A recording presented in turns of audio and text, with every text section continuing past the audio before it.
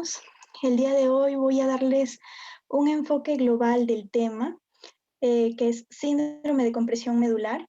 Mis compañeros van a explicarles a detalle cada patología. Siguiente, por favor. Bien, recordemos que el síndrome de compresión medular se considera actualmente una urgencia neurooncológica de mal pronóstico y de alta morbilidad. ¿Por qué? Porque este síndrome se puede presentar en cualquier enfermedad neoplásica diseminada. La patología nos muestra a grandes rasgos que la presión ejercida por el tumor va a comprimir a la médula de acuerdo a su ubicación y esta compresión puede producir déficits neurológicos, ya sean permanentes o complicaciones que van a contribuir a la mortalidad. Además, la literatura nos muestra que es la tercera complicación neurológica más frecuente en los pacientes oncológicos. Siguiente, por favor. Epidemiológicamente hablando, este síndrome puede presentarse de manera similar en hombres y en mujeres. Y la afectación por niveles nos dice que está la cabeza, la afectación torácica, que puede ser causada por una neoplasia diseminada de pulmón o de mama. A continuación, en el porcentaje, le sigue la zona lumbar, que puede estar afectada por una neoplasia de colon o de próstata. Y finalmente se encuentra en porcentaje la afectación cervical. Además, nos mencionaba, ¿no?, que el 20% de los casos que nos van a llegar con este síndrome van a tenerlo como primera manifestación de alguna enfermedad neoplásica, especialmente si se trata de un cáncer de pulmón. Por lo tanto, debemos hacer un oportuno diagnóstico para poder aumentar la sobrevida del paciente, ¿no? Ya que la sobrevida no solo va a depender del diagnóstico, sino también del tratamiento que esté disponible y de las secuelas que ya haya dejado esta compresión. Siguiente, por favor. Bien, antes de ingresar al tema en sí, me gustaría hacer un recuerdo anatómico que nos va a servir desde el punto de vista clínico, ¿no? Entonces, es bueno recordar al menos las 3 vías principales que van a recorrer la médula. La primera es el haz espinotalámico, anterior y lateral, ¿no? Estas vías son cruzadas a medida que se van formando y, para hacerlo más corto, llevan la sensibilidad táctil, protopática, el dolor y la temperatura. Siguiente, por favor. Esta segunda vía es el haz piramidal cruzado y es una vía que ya no cruza a lo largo de toda la médula porque se ha cruzado a nivel de las pirámides del bulbo. Entonces, este es el famoso homúnculo cortical o de Penfield, que ya conocemos, donde nos dice que las fibras más internas se corresponden con las zonas superiores del cuerpo y las fibras más externas con las zonas más inferiores. Siguiente, por favor. Y finalmente tenemos aquí los cordones posteriores, o llamados también haces de Goli-Burdach. Estos se van a encargar de llevar la sensibilidad táctil epicrítica y la sensibilidad propioceptiva. Entonces, ¿cuáles son las implicaciones clínicas? Estos cordones nos van a hablar acerca de la fuerza y la sensibilidad, y nos van a mencionar que la afectación contralateral, es decir, si tengo alteración de la fuerza en un lado y de la sensibilidad en otro lado, entonces ahí voy a sospechar que la lesión está a nivel medular. Pero si la alteración de la fuerza y la sensibilidad son en el mismo lado, entonces ahí puedo sospechar de que la lesión se encuentra a nivel cerebral. Siguiente, por favor. Bien, ingresando ya al recuerdo clínico, debemos tener en cuenta los parámetros a nivel que nos van a permitir saber a qué nivel o altura se va a encontrar la lesión medular. Entonces aquí debemos recordar los dermatomas, los reflejos osteotendinosos, los reflejos cutáneos y el reflejo plantar, que son los principales para nuestra evaluación. Siguiente, por favor. Entrando en sí al tema que nos corresponde, que es el síndrome de compresión medular. Siguiente. Podemos decir que este síndrome es una urgencia de instauración lenta o crónica y se va a producir por la indentación, desplazamiento, atrapamiento de la médula o de las raíces nerviosas por una enfermedad neoplásica. Fisiopatológicamente hablando, cualquier lesión que ocupe el espacio en el canal espinal puede afectar a la médula. Entonces es importante que nosotros tengamos en cuenta 4 aspectos. Primero, el origen de la lesión, es decir, identificar a qué nivel se encuentra la lesión. Si es a nivel medular, de las raíces, meninges, vasos o hueso. Luego vamos a identificar el carácter de la lesión, es decir, vamos a buscar si esta lesión es tumoral o si es de origen infeccioso o vascular. Luego vamos a investigar la capacidad de adaptación del conjunto raquimedular. ¿Por qué? Porque nos dice que esta patología mecánica pone a la médula en la poca capacidad de adaptarse ante una lesión que ocupe su espacio. Sin embargo, si esta lesión es progresiva, lo que sí se va a adaptar es el hueso, ¿no? Que va a dejarle espacio a esta lesión. Y finalmente vamos a buscar una afectación vascular que nos habla de que puede complicar en sí el proceso neurológico, ¿no? Lo va a acelerar. Siguiente, por favor. Ok, con respecto a la clínica, debemos recordar que existen 3 estadios. El estadio 1 o fase radicular, que es la fase inicial de irritación de las vías sensitivas medulares, se caracteriza porque el paciente va a presentar dolor, hipoestesia, atrofia o fasciculaciones, que no es muy común, y lesiones óseas. Entonces, en este estadio, donde se inicia el cuadro de compresión medular, todos los síntomas y signos se van a detectar a nivel en que se haya iniciado la lesión. Entonces, es importante tenerlo en cuenta para hacer un diagnóstico precoz, ¿no? Y un tratamiento adecuado.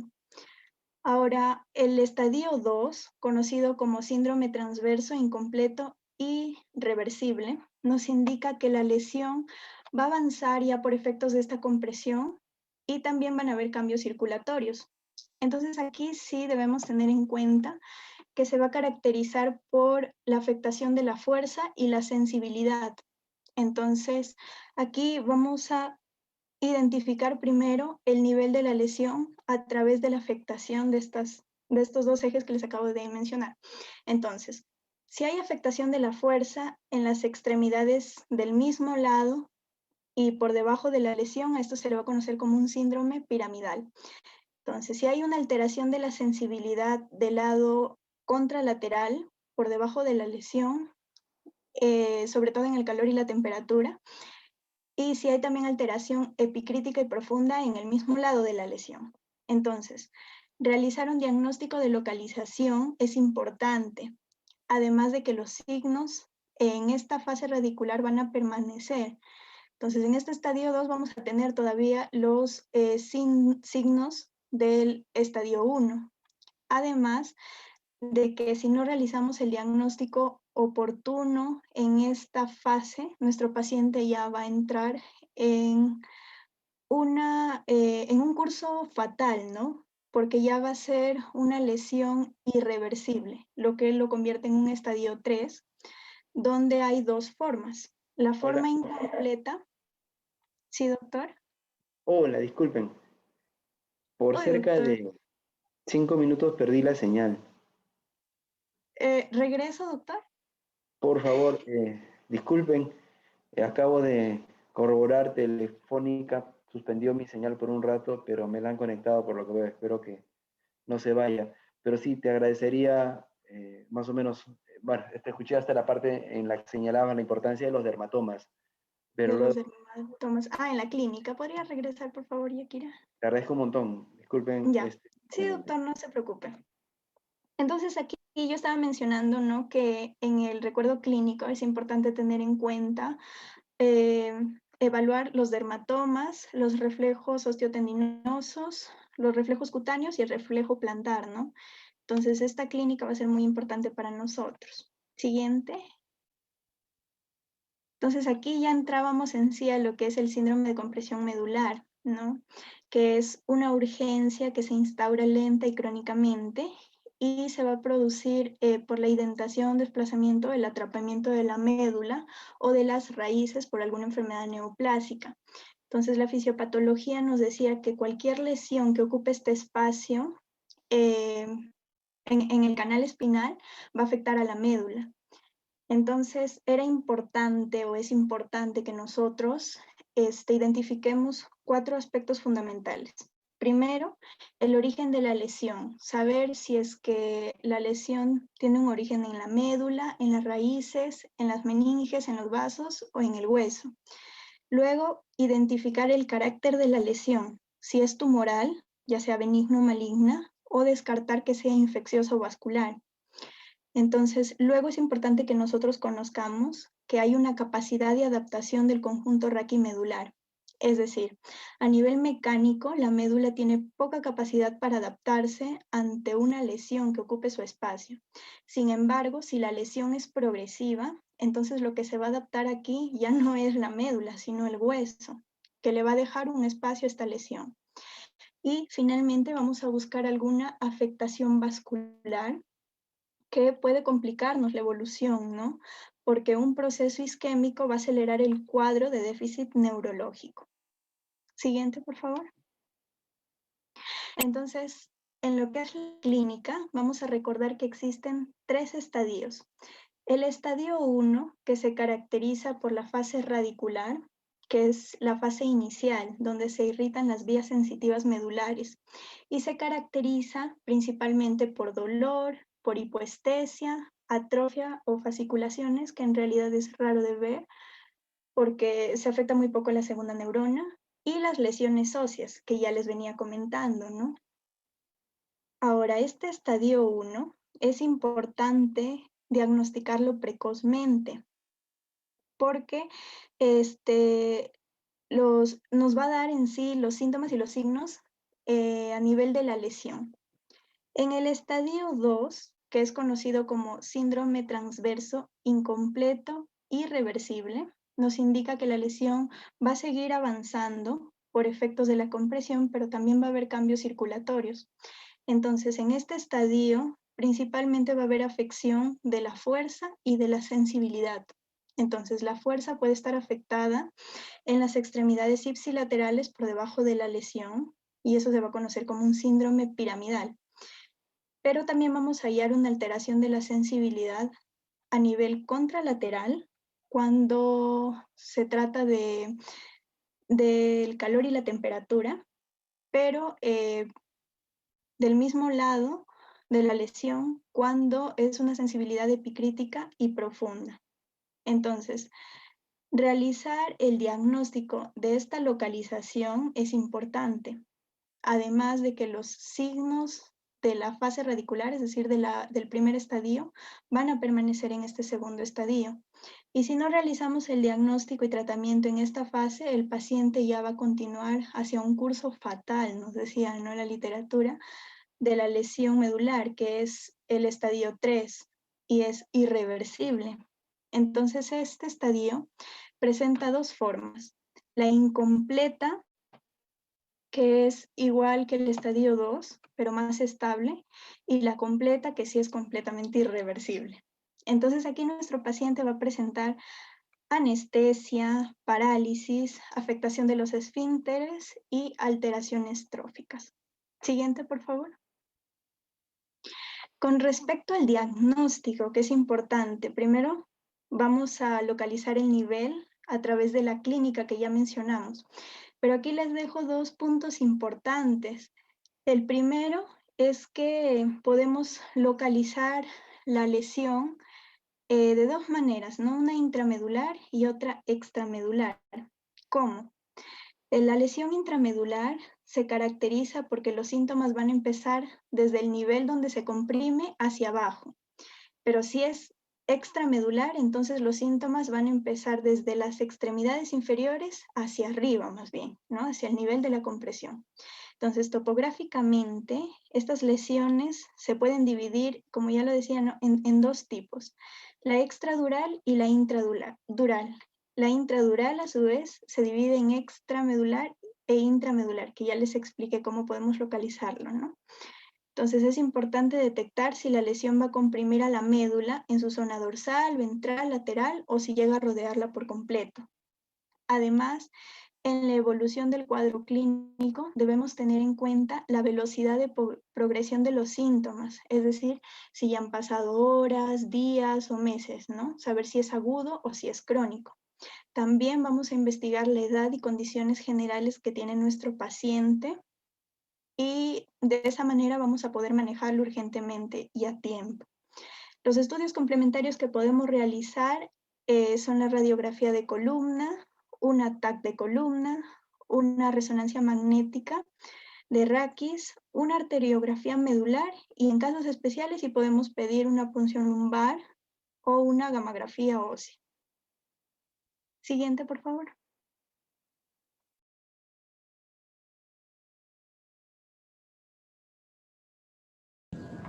Bueno, mi nombre es Yakira Malki. Nosotros clasificamos etiológicamente estas lesiones en lesiones expansivas intramedulares, en lesiones expansivas intradurales, extramedulares y las lesiones expansivas extradurales que se van a hablar a continuación, ¿no? Entonces, comenzando con las lesiones expansivas intramedulares, tenemos al grupo de los tumores primarios intramedulares que vienen a ser una pequeña parte de los tumores que afectan a la médula en un 10 a un 30% principalmente, y justamente tienen este origen en la misma médula, ¿no? Afectando la meninge, la parte vascular, perineural u óseo. Ahora, en este grupo vamos a encontrar los principales tumores intrínsecos, entre ellos tenemos al ependimoma y al astrocitoma, que vienen a ser el grupo de los gliomas.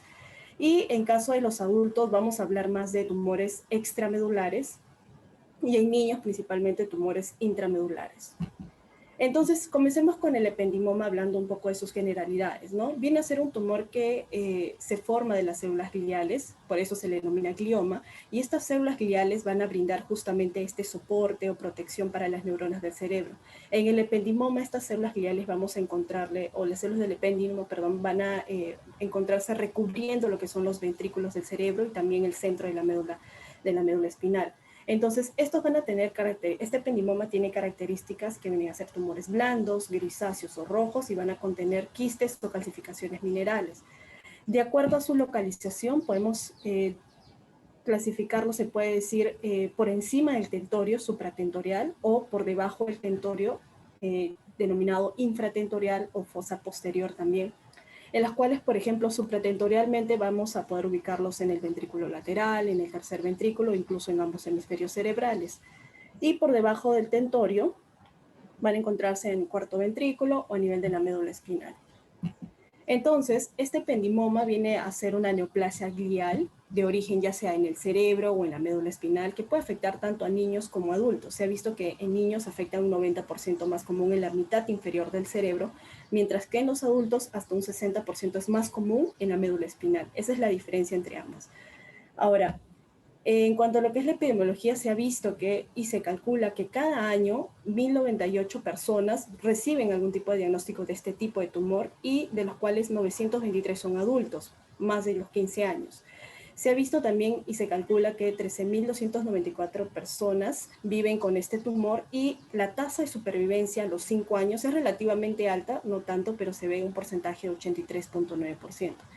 Entonces, su causa es desconocida aún y para recordarnos, la derivación de este ependimoma viene a ser las células ependimares de las células gliales radiales y donde se forman también cerca de los ventrículos del cerebro y también en el conducto central de la médula espinal. Ahora, su diseminación es poco frecuente, puede llegar a diseminar, por ejemplo, muy raramente en los ovarios, ¿no?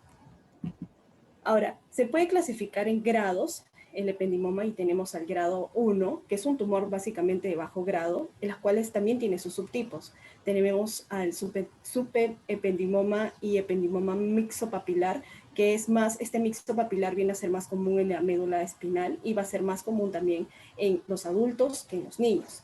En el grado 2 va a presentar tanto en el cerebro como en la médula espinal y finalmente el grado 3 viene a ser ya un tumor maligno que va a crecer rápido y sus subtipos tenemos pues al ependimoma anaplásico que va a tener mayor frecuencia en el cerebro. Y acá podemos observar una imagen de una médula, bueno, una sección de la médula espinal y cómo es que el ependimoma, sería este círculo grande, afecta las diferentes estructuras de la médula, ¿no? Es por eso que genera un síndrome de compresión medular. Ahora, en la clínica, básicamente, esta está relacionada de acuerdo a la ubicación o el tamaño que el tumor presente. Por ejemplo, en neonatos, si se presenta en neonatos, puede haber un agrandamiento de cabeza, irritabilidad, somnolencia, incluso vómitos. En caso de niños adultos, puede presentarse náuseas, vómitos, cefalea, y por la mayor presión o incluso puede haber hidrocefalia, justamente porque el tumor está bloqueando este drenaje del líquido cefalorraquídeo, ¿no? En cuanto a lo que es el tumor encefálico, pueden haber problemas en equilibrio o dificultad para poder caminar. Si el tumor se encontrase en los hemisferios cerebrales, puede dar una clínica de convulsiones, cefaleas o hemiparesias. Ahora, si propiamente dicho, si se encuentra en la médula espinal, el paciente puede presentar dolor intenso en piernas o espalda, hormigueo, entumecimiento, debilidad tanto de brazos como de piernas, y finalmente si se encuentra el tumor en la parte inferior de la columna, el paciente puede tener algún tipo de dificultad en el control de la vejiga o de los intestinos, ¿no?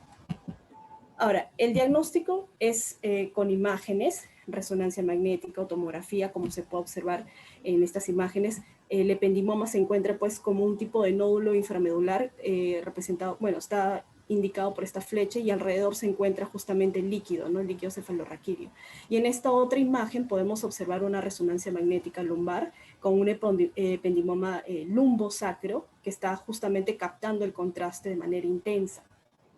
Y el tratamiento de ese ependimoma podemos optar por cirugía o por radioterapia o por una quimioterapia. Por ejemplo, en caso de una cirugía, viene a ser, si bien es cierto, un primer paso para poder extirpar la mayor cantidad de tumor. Sin embargo, la extirpación va a depender de dónde se ubique ese tumor.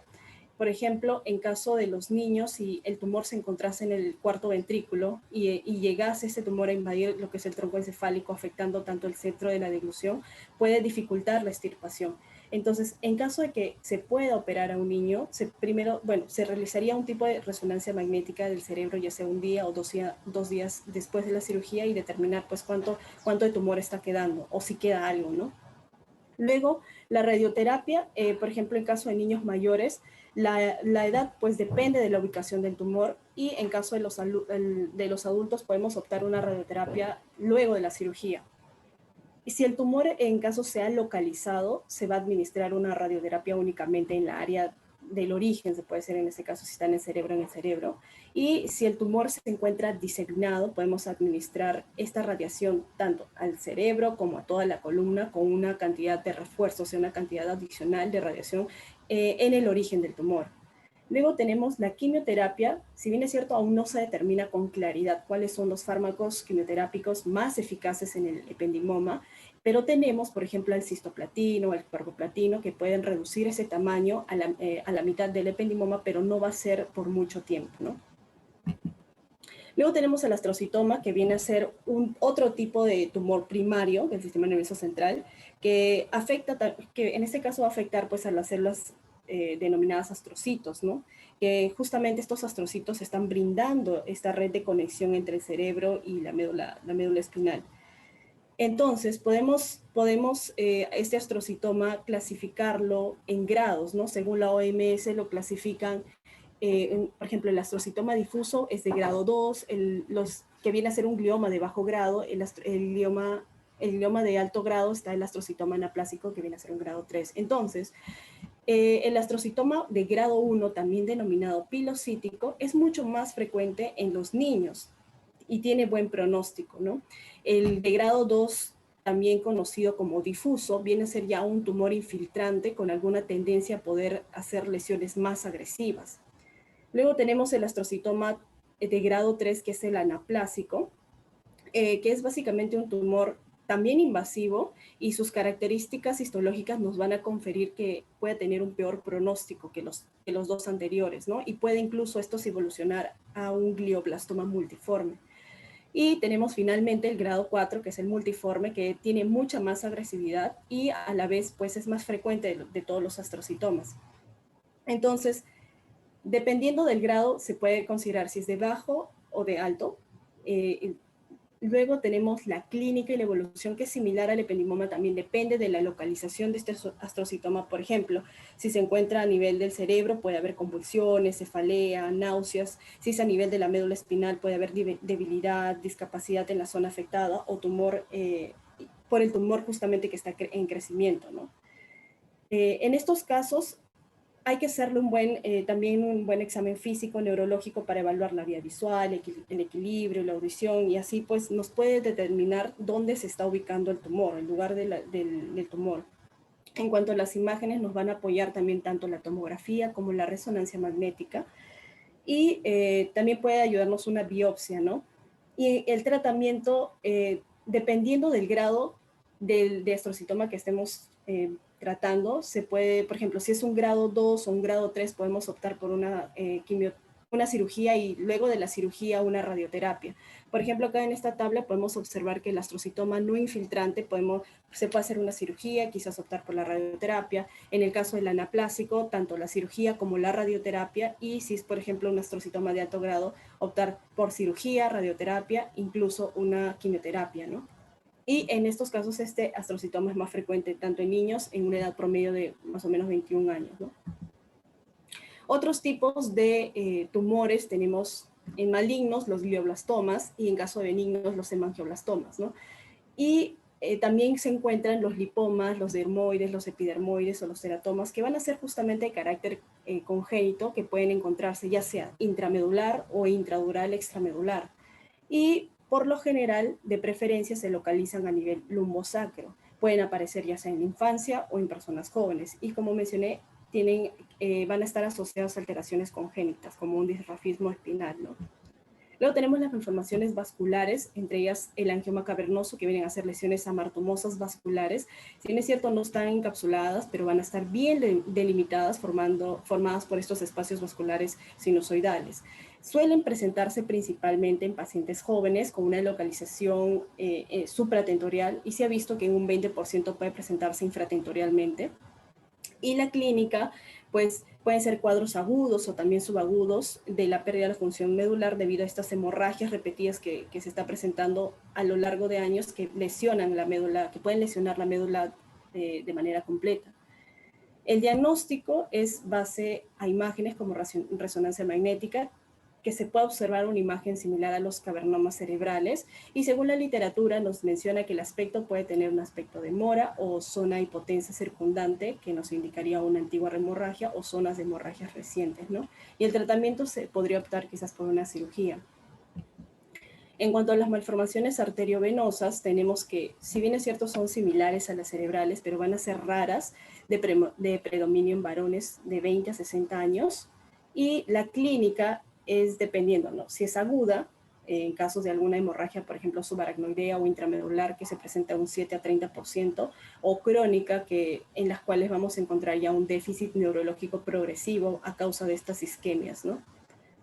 El diagnóstico es también resonancia magnética, y se le agrega la angiografía medular, y el tratamiento va a ser combinado mediante estas técnicas endovasculares de embolización y también quirúrgico. Luego tenemos la fístula dural, que es infrecuente, sí, pero se define como esta comunicación anormal entre tanto las arterias meningias y senos venosos, o las venas meningias y las venas corticales. Frecuentemente se localizan en la pared o alrededor de los senos venosos, las cuales podemos encontrar en pacientes por encima de los 60 años, y su causa es adquirida. Por ejemplo, en esta imagen podemos observar, en la inferior, podemos observar pues la localización de un shunt en las fístulas durales de la médula clásica, con un tipo de ingurgitación del drenaje venoso perimedular, ¿no? Y la clínica básicamente es aguda o más frecuente insidiosa, justamente a causa de estos, cursando con los brotes de insuficiencia isquémica medular progresiva, ¿no? El diagnóstico se le puede realizar ya sea con resonancia magnética y confirmar con un angiógrafo medular. Por ejemplo, en la imagen superior derecha podemos observar, pues está identificando un proceso fistuloso que está comprimiendo el canal lumbar, y en la imagen izquierda pues se ve una resonancia magnética con algún edema, con un edema intramedular, y también se ve en la imagen una angiografía que está mostrando el ovillo vascular en esta parte izquierda superior, en la cual la arteria radicular está siendo cateterizada y el centro de la vena y también el centro de la vena del drenaje medular, ¿no? Y finalmente el tratamiento es con conjunción con neuroradiología intervencionista, o también se puede optar por cerrar con técnicas neurointervencionistas endovasculares, o finalmente podemos optar por un acceso directo quirúrgicamente a la fístula, ¿no?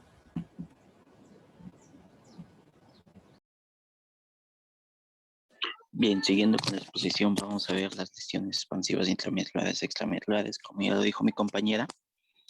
En este caso vendría a ser más frecuente en adultos. Siguiente.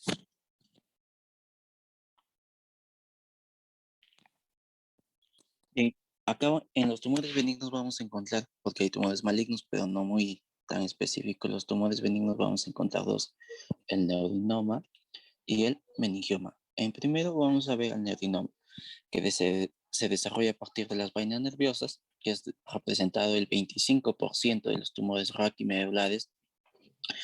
Y como pueden ver, siguiente, y como pueden ver en la primera imagen, que a veces progresan a lo extrarraquídeo mediante los agujeros de conjunción. Y en esa imagen que les he puesto en la imagen superior azul, hay un signo tomográfico muy característico que vendría a ser el reloj de arena. No sé si lo podrán ver allí en el cuerpo de la vértebra al medio como un reloj de arena. Ese es muy característico de un neurinoma.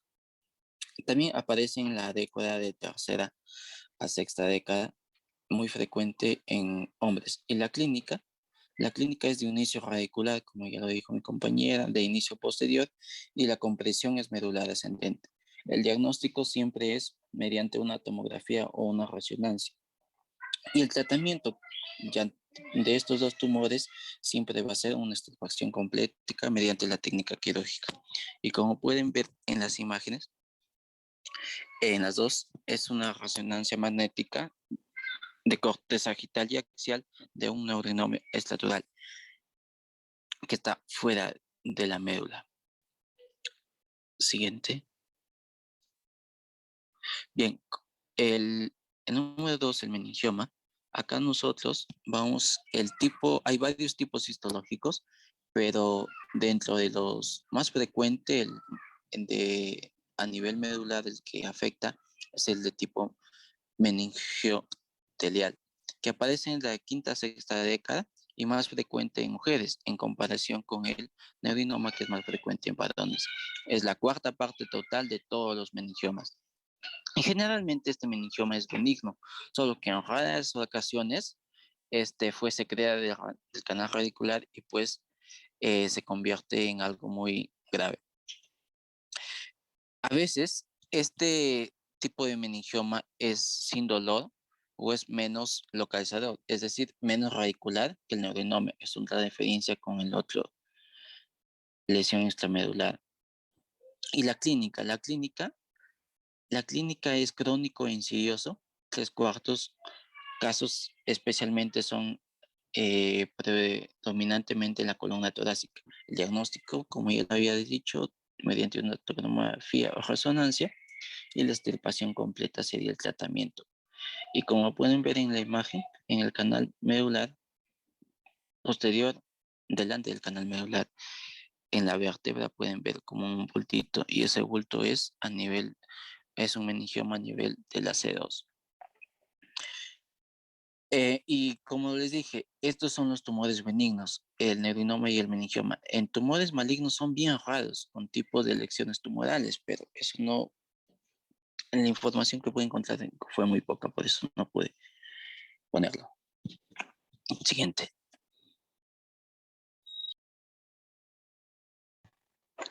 Bueno, continuando con la exposición, vamos a hablar sobre las lesiones expansivas extradurales, que por frecuencia van a ser las más características del síndrome de compresión medular. Estas van a representar un gran porcentaje en cuanto a la invasión de los tejidos a nivel de la columna vertebral. Vamos a avanzar, por favor, una Yep. Como ya dijimos, son las que van a ocasionar con mayor frecuencia el síndrome de compresión medular. Estos son parte del 60% total de los tumores raquimedulares. Estas a su vez hay que clasificarlas, ¿no?, en lesiones tumorales. En ahí característicamente se encuentran las metástasis, ¿no?, de diferentes cánceres y las infecciones, ¿no? Siguiente. Ahora, en cuanto a las metástasis, ¿no? En cuanto a esto podemos observar que a medida que los pacientes tienen una sobrevida más larga, se va a observar en algún momento que hay una mayor prevalencia o frecuencia de que se pueda presentar el síndrome de compresión medular, ¿no? Se dice que en Estados Unidos hay 20.000 casos de metástasis espinal diagnosticadas al año, y de estos también se puede observar un dato interesante, es que el 90% de pacientes va con cáncer, en las autopsias se va a encontrar metástasis, ¿no? Y hasta un 10% de los pacientes con algún cáncer van a presentar el síndrome de compresión medular, ¿no? La edad más frecuente en el cual se va a poder observar esto es entre los 40, 70 años o 50, 70 años, generalmente en pacientes varones, ¿no? Y los tumores que mayor metástasis hacen a columnas son el pulmón, próstata, mama, y también están los cánceres de origen hematológico. Y también en los niños va a ser diferente, ¿no? Los tumores más prevalentes son los sarcomas y los neuroblastomas, ¿no? Se dice también que al menos del 20% de pacientes que vienen al servicio de urgencias por este síndrome de compresión medular no van a tener algún antecedente de cáncer, ¿no? Y se dice también que la clínica es correspondiente a un síndrome de compresión medular por lesión extramedular, o sea, como ya vimos, la clínica va a estar muy variada y va a depender muchísimo sobre el compromiso, la afectación o la afección que va a producir la metástasis, ¿no? Y va a depender si está invadiendo el canal medular, ¿no? Y vamos a verlo un poquito más adelante. Siguiente. Bueno, ¿cuáles son las localizaciones, ¿no?, más frecuentes de metástasis, ¿no? Se puede observar aquí que podemos ver que la localización de metástasis más frecuente va a ser la columna dorsal, ¿no? Seguido eso de la columna lumbar y la columna cervical, ¿no? Y recordar también que hasta un 30% de los pacientes van a tener metástasis múltiples, ¿no? Siguiente. Bueno, ¿cuál va a ser la fisiopatología de las metástasis, ¿no?, que es muy importante saberlo? Se dice que hay diferentes teorías. Está el sistema arterial, que van a llegar por el sistema arterial. Se dice que el tumor primario cuando invade los vasos, estas se van a embolizar y van a llegar hasta la vértebra, ¿no? Y se ve que la vértebra es muy trabeculada y se ve que el flujo sanguíneo en las trabéculas, a nivel trabecular de la columna, va a ser mucho más lento, ¿no? Y entonces se menciona que va a haber un éstasis de las células tumorales que se van a establecer aquí, ¿no? Y entonces se van a depositar en este lugar, ¿no? La otra teoría es por el plexo venoso de Watson. Recordemos que el plexo venoso de Watson se encarga de drenar, ¿no?, la sangre a nivel del canal medular y de las vértebras. Estas van a tener muchas interconexiones, ¿no?, como por ejemplo la vena ácidos. Y se observa en este caso que patologías o cánceres de pulmón o de mama van a poder diseminar en forma retrógrada, porque el plexo venoso de Watson no presenta válvulas, ¿no? Como los diferentes sistemas venosos, así que se van a establecer en este lugar, ¿no? Esa es una teoría, y también a nivel lumbar estas van a tener conexiones, ¿no? Los cuales explica que los cánceres, el cáncer de próstata va a poder hacer metástasis de esta manera, ¿no? Hay otras teorías también, ¿no? Como por ejemplo la continuidad de tejidos, el LCS de la linfa, que son muy poco frecuentes. Se menciona más las vías de diseminación arterial y venosa, ¿no? Siguiente. Bueno, aquí se puede observar cómo es que las células cancerígenas van a hacer metástasis a nivel óseo, ¿no?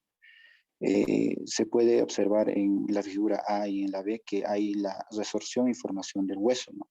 También se observa que para la formación y la resorción ósea eh, hay diferentes elementos que lo van a inhibir y elementos que lo van a activar, ¿no?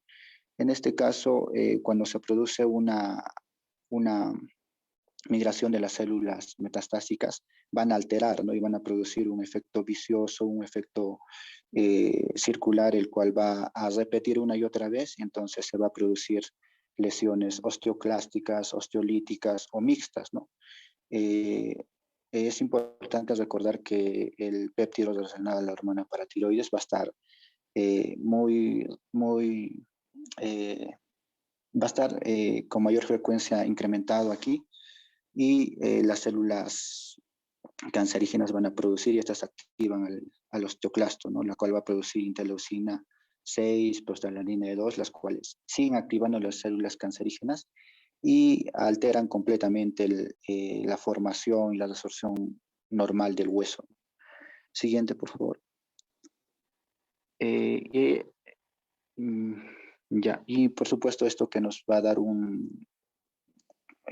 nos va a traer un poquito atrás, por favor.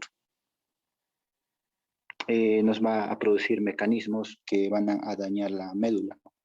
Esto se va a dar por compresión directa del tumor, la cual va a presionar a la médula, y también por el edema vasogénico, que se da por compresión de los vasos, que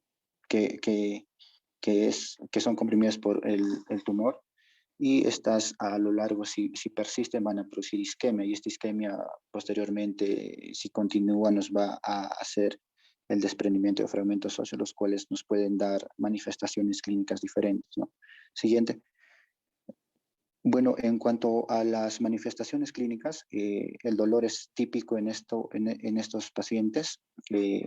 Se observa que de 2 a 6 meses previos hay dolor, ¿no? Puede ser dolor local, mecánico, radicular. Estos van a tener características propias. Algunos se van a incrementar con el ejercicio, la deambulación, algunos con el reposo, y algunos por el compromiso del tumor a nivel de las raíces nerviosas, ¿no? Que salen a la columna. También se puede observar déficit motor, alteración sensitiva, síntomas autonómicos, y también va a haber alteración de esfínteres, ¿no? Esta va a estar relacionada con el pronóstico del paciente, sobre todo en la rehabilitación. Y el diagnóstico, ¿no? El diagnóstico se puede hacer con una tomografía, pero muchísimas veces no va a ser tan evidente, así que el gol estándar para poder diagnosticar las metástasis es la resonancia magnética, ¿no? Y si hay limitaciones con la resonancia, se puede utilizar el melotacno, que también va a ser de utilidad. Siguiente, por favor. Bueno, hay diferentes clasificaciones. En este caso, Bilski utilizó esta clasificación, la cual la divide en 3, y a su vez la clasificación A la divide en 3 también, ¿no? En 4, perdón. Se puede observar que un estadio 0 es el que solamente está relacionado con el hueso, no va a tener ninguna afección medular ni tecal, ¿no? Y así en el estadio B es donde se produce En el estadio A, en resumen, no se va a producir compresión medular, pero sí va a haber compromiso tecal, ¿no? Pero en la clasificación B de Bilski se puede observar que hay compresión medular, pero no oblitera el LCR, ¿no? En el caso del tipo C, en este caso ya cubre completamente inclusive el líquido cefalorraquídeo. Siguiente. Bueno, para poder dar una terapia adecuada a un paciente con una metástasis, se debe ver, ¿no?, al paciente, ¿no?, qué tipo de paciente tenemos, ¿no? Es ver el estado funcional. Se puede utilizar el ECOG o el índice de Karnofsky, los cuales nos muestran que un ECOG de 2 a 4 nos va a orientar que este paciente va a necesitar más cuidados paliativos, ¿no? Así que el estado funcional va a ser necesario para poder ofrecer el manejo apropiado. Siguiente, por favor. También se observa la sobrevida, ¿no? Se han dado diferentes estudios en los cuales se ha intentado demostrar cuál es el mejor o la mejor tabla que podemos utilizar para poder calificar la sobrevida. En este caso, el mejor es el nomograma de SORG, el cual nos muestra 8 parámetros, ¿no? De cuál es la hemoglobina, recuento de células blancas, la edad, el uso de terapia sistémica previa, metástasis, si hay daño a nivel de la columna, si hay metástasis en la columna, si hay más de uno o no, el tipo primario del tumor y también la escala, se utiliza el ECOG para ver cómo está el paciente, el estado funcional del paciente. En este caso, digamos que tenemos un paciente que en total suma, en este nomograma de SOR se utiliza trazando líneas perpendiculares a los diferentes datos que nos va dando. Por ejemplo, si nos da una hemoglobina de 16, podemos trazar una línea perpendicular y este nos va a dar un puntaje más o menos de 19 o 20, ¿no? Y así sucesivamente utilizamos los diferentes factores que va a utilizar el nomograma de SOR. En cuanto al tumor primario, se dice que si es tipo 1, al tumor primario tipo 1 se menciona que están en este caso el linfoma, mama, el mieloma múltiple, sea de riñón, próstata y tiroides, ¿no? Y el tumor tipo 2 están, sea de pulmón, gastrointestinales, vejiga y melanoma, y entre otros, ¿no? Y al final vamos a sumar todos y probablemente nos dé una puntuación, ¿no? Por ejemplo, nos da un total de puntos de 192 y esto nos va a predecir, ¿no?, la probabilidad de supervivencia a los 90 días, al año también, lo cual va a ser necesario para poder dar una terapia adecuada. Siguiente. Y también hay que ver la estabilidad de la columna, ¿no? Para dar la terapia. Se dice que hay la escala de SINS, que es muy utilizada. Esta tiene una puntuación de 0,6 que va a decirnos que es una columna estable, la cual se puede dar tratamiento médico. Una escala de 7 a 12 que es potencialmente inestable, y esto se va a decir, o se puede decir que el manejo va a depender del cirujano, ¿no? Y una completa inestabilidad, una puntuación de 13 a 18, el cual va a requerir obviamente la estabilización de la columna. Siguiente. Bueno, en cuanto al tratamiento para las metástasis, hablamos sobre un tratamiento de un síndrome de compresión medular agudo. Se puede tener el manejo médico, ¿no? El manejo médico que está basado en los esteroides. Esto va a ayudar a disminuir el edema vasogénico, básicamente, ¿no? Se dice que es una terapia puente, ¿no? Porque El tiempo en cual se va a utilizar los esteroides van a ser máximo al cuarto día, donde ya se puede observar quizá una reducción de la patología del síndrome de compresión medular. O también se dice que es una terapia puente porque a partir del octavo día, si el paciente se descompensa, por más de que se incremente la dosis de los esteroides, no van a traer resultados favorables, ¿no?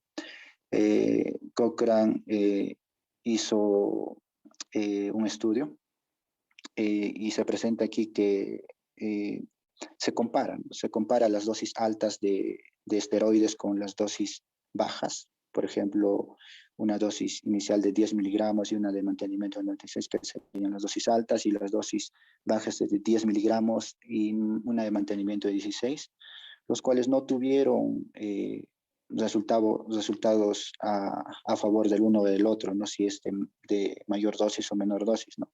Pero sí pudieron observar que los efectos adversos relacionados con las altas dosis se presentaban con mayor frecuencia. En este caso se presentó la hemorragia gastrointestinal, la psicosis, las infecciones y la hipoalbuminemia, ¿no? Siguiente. Bueno, pero también hay estudios que mencionan que el tratamiento con esteroides es adecuado y es bueno, ¿no? En este estudio que se menciona aquí, se hace el uso de esteroides para ver el efecto antes de la radioterapia o cirugía, y esto va a ver cómo es que se va a mejorar la deambulación y los esfínteres, ¿no? Y también permite determinar la mejor dosis, ¿no? Las conclusiones que se obtuvieron de este estudio, se dice que un 80% de pacientes que recibieron esteroides mantenieron su deambulación, ¿no? Versus un 60% que no recibieron, ¿no? Y a los 6 meses de la misma manera se observa una diferencia. Y también se dice que la dexametasona es el fármaco de elección, ¿no? Con una carga de 10 miligramos de dosis inicial y 16 miligramos de mantenimiento, ¿no? Esto máximo hasta 14 días porque se presentan ya los efectos adversos, ¿no?, de los corticosteroides. Siguiente. El otro tratamiento que se puede dar aquí es también la radioterapia, ¿no? La radioterapia convencional, pero esta va a estar relacionada con el efecto y si el tumor es histológicamente favorable, con un efecto intermedio o no favorable, ¿no? También va a depender de la radiosensibilidad y la radiorespuesta, ¿no? Y la histología favorable se puede observar el cloroma, el linfoma, el mieloma múltiple, seminoma, germinoma y carcinoma de células pequeñas, ¿no? Con los que tienen un efecto intermedio van a estar el sea de próstata, mama y carcinoma escamocelular. Y desfavorables se presenta el sarcoma, melanoma, el carcinoma de células pequeñas y de cáncer renal y gastrointestinal también. Siguiente. Bueno, en comparación con la terapia estereotáxica o radiocirugía, se puede observar que la radioterapia convencional disminuye, ¿no?, el tamaño de la metástasis, pero depende si la histología es favorable, ¿no? Esto va a depender de la histología, como ya vimos antes, ¿no? Se observó que hasta un 50% va a aliviar el dolor, también un 25% va a reducir el uso de analgesia, y la deambulación, ¿no?, que va a estar relacionada en primer lugar con el tipo del tumor. En este caso puede haber una recuperación hasta el 94%, y el otro es la misma deambulación, ¿no? Dependiendo si el paciente conservaba la deambulación antes de ofrecer la radioterapia convencional, entonces va a tener una recuperación más favorable, ¿no? Y la función vesical también, que va a tener un rango amplio de recuperación, pero esto va a depender, como ya dijimos, de la histología y la función de la deambulación y la función vesical. La radioterapia estereotáxica es mucho más específica. Esta va a traer una mejoría neurológica hasta el 100%. Se dice que va a tener un control local del 85% con metástasis radioresistentes, ¿no? Pero se puede entender aquí que la radioterapia convencional va a comprometer órganos vecinos, órganos adyacentes, ¿no? Pero la radioterapia estereotáxica va a ser mucho más específica y no va a tener complicaciones como la radioterapia convencional. Siguiente. Bueno, el otro tratamiento es la cirugía, ¿no? Obviamente esto nos va a permitir descomprimir, restaurar el estatus neurológico y dar un diagnóstico histológico si es que no se tiene. Obviamente va a producir la estabilización de la columna. Bueno, la cirugía sola no va a erradicar la enfermedad, ¿no? Siguiente. Bueno, este es un algoritmo de manejo sobre las metástasis. Podemos observar aquí que va a depender sobre el estado funcional, si va a tener un índice de Karnowski menor a 40 o una expectativa de vida menor de 2 meses. Esta solamente va a requerir el uso de tratamiento paliativo o radioterapia convencional, ¿no? Pero en el caso de que se produzca un índice de Karnowski mayor a 40 y una expectativa de vida mayor de 2 meses, si es extensivo y el tumor es incontrolable, entonces va al manejo con terapia paliativa o radioterapia convencional, ¿no? Pero si este está controlado, se va a utilizar el algoritmo de MNOP, ¿no? El cual es el siguiente. Bueno, este nos va a ver en primer lugar si hay una columna estable o inestable, también la neoplasia, la histología de la neoplasia y también el tratamiento que se puede ofrecer, ¿no? Ahora, si es una columna inestable, se debe dar cirugía hasta estabilizarlo y luego va a llevarse al manejo en 3 diferentes ramas. Si es estable con dolor mecánico, se va a poder ofrecer los esteroides, el corsé o una vertebroplastía, ¿no? Y si es un tumor confinado a la región ósea o órganos adyacentes, entonces, o tejidos blandos, perdón, va a utilizarse ver si es, si va a ser radiosensible, ¿no? Si la histología es favorable o intermediamente favorable o no favorable, ¿no? Dependiendo de cada caso se va a dar una terapia convencional o radiocirugía, o si es desfavorable la radiocirugía, ¿no? En el caso de que este tumor esté extendido y hay compresión medular, entonces también hay que ver la histología, ¿no? A cuál es radiosensible o qué tipo de tumor es, ¿no? O qué tipo de metástasis es, ¿no? Si es favorable, se utiliza una terapia convencional. Si es intermediamente favorable, una radioterapia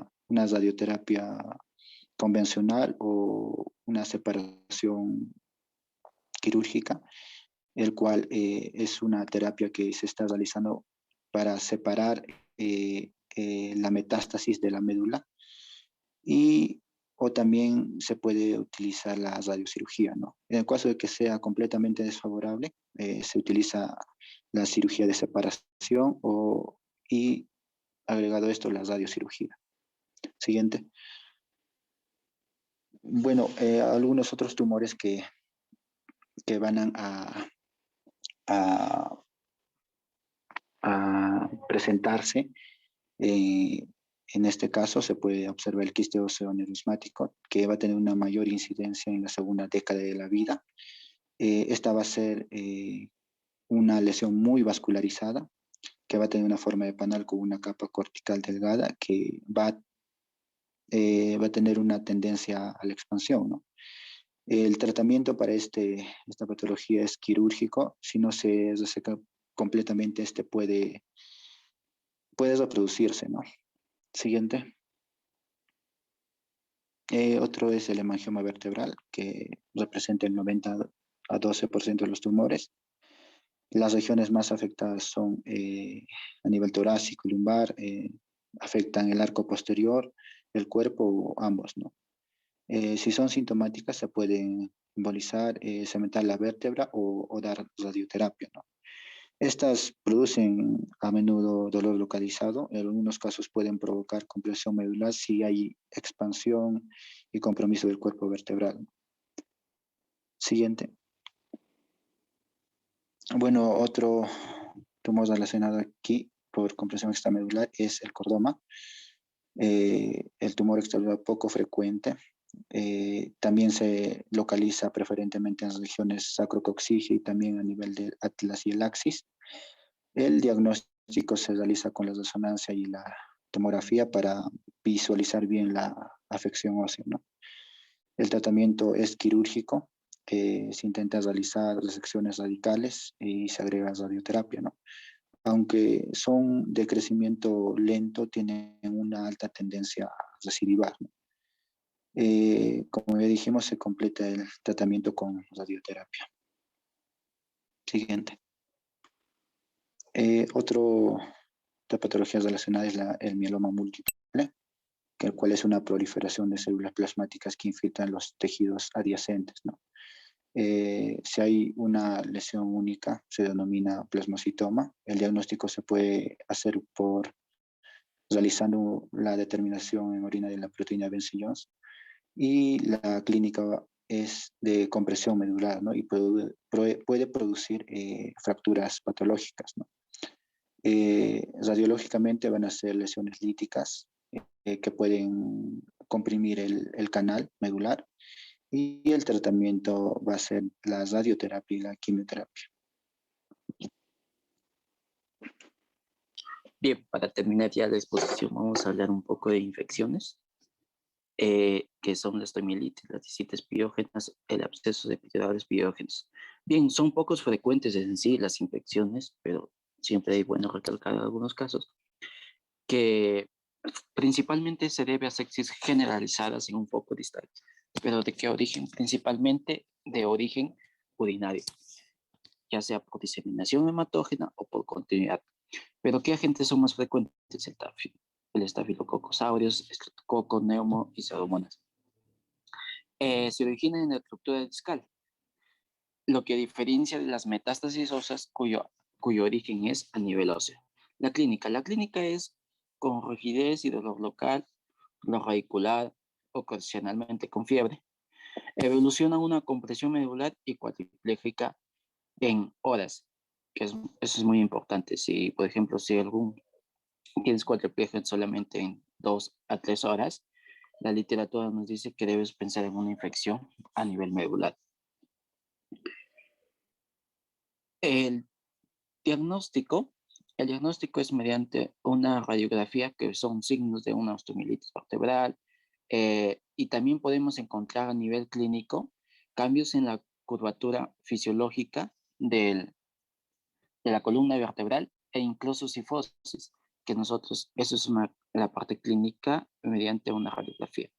Pero ¿qué encontramos en un ataque, en una resonancia? Encontramos signos inflamatorios a nivel del cuerpo vertebral, que en este caso en una osteomielitis que encontramos, si es a nivel del disco, como una discitis, o si encontramos un material purulento, estamos hablando de un absceso epidural, que todos ellos pueden ocasionar una comprensión medular.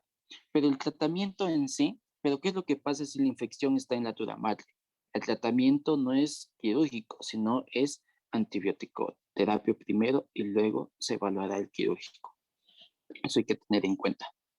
Como pueden ver en la imagen, a nivel de las últimas vértebras lumbares hay una opacidad y que es significativo de una osteomielitis. Siguiente. La tuberculosis raquimedular es considerado también el mal de Pot, que frecuentemente se debe a una diseminación de la TBC pulmonar, principalmente a la columna torácica, que nosotros podemos encontrar en una resonancia con la tomografía. La radiografía no es tan muy prevalente, pero sí puede darse. Y el tratamiento puede ser quirúrgico más antibiótica terapia. Depende de cada médico, que si primero es antibiótica terapia y luego es quirúrgico. Como pueden ver en la imagen, es una radiografía, es una resonancia magnética a nivel dorsal, como ya le dije, la columna torácica, que hay destrucción de la vértebra completa, la sección medular. Puede estar totalmente casi rota, pero en este caso es debido a una tuberculosis raquimedular. Pero el tratamiento en sí es complejo, muy complejo. Por eso depende el grado del hospital también de que nosotros podemos estar. Siguiente.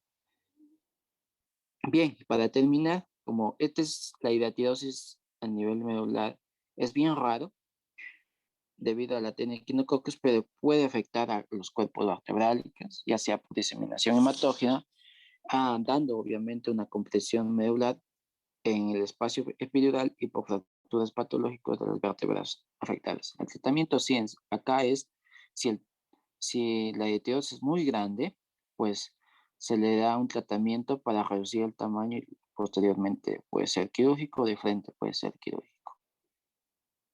Y eso serían, tenemos las referencias y eso sería todo. Muy bien chicos. Buena exposición, creo que bien con los tiempos también, así que no sé si hay alguna pregunta ahorita, pero importante lo que antes destacado.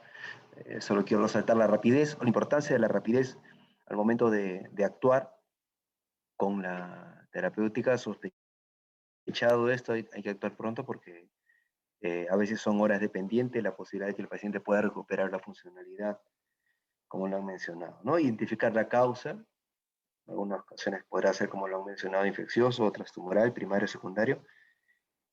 Hacer rápido nuestro análisis clínico para distinguir una de otra, establecer protocolos de tratamiento y tratar de actuar.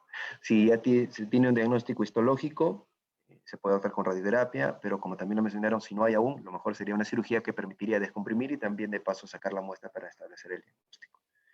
Sobre todo cuando no hay otra evidencia de tumor fuera, ¿no? Cuando en los casos, por ejemplo, de plasmocitoma, también como lo mencionaba.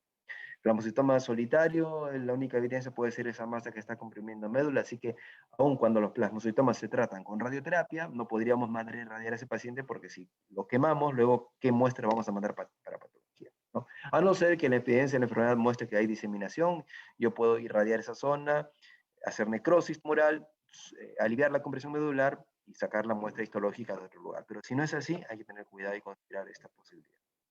¿Alguna pregunta?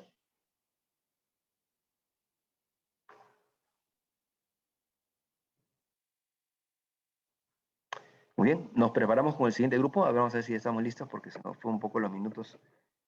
Estos problemas técnicos. Hola Doc, buenos días. Mi grupo va a proceder a exponer ahora y yo voy a compartir pantalla. Vamos a ver, Rafaela, ¿no? Sí, Doc. Bien, la escuchamos.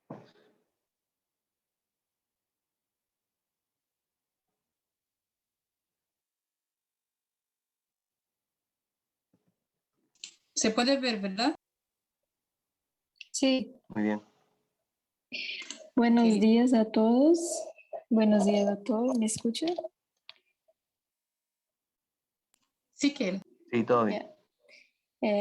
Bueno, nosotros vamos a hablar sobre síndrome de lisis tumoral, ¿no? Nuestro grupo está compuesto por Rafaela Barros, Isabela Prada, Romara Puente, Kila Rocha y Liz Tenorio. ¿Puede pasar? Bueno, para empezar, vamos a definir lo que es el síndrome de lisis tumoral, ¿no? Que es una emergencia oncológica causada por la lisis masiva de las células tumorales y con liberación de grandes cantidades de potasio, fosfato, ácidos nucleicos en la circulación. Entonces, cuando hay este catabolismo, ¿no? De los ácidos nucleicos ao ácido úrico, conduce a la hiperuricemia y ese marcado aumento también va a hacer con que haga una excreción de ácidos úricos y puede dar lugar a precipitación de este ácido en los tubos renales.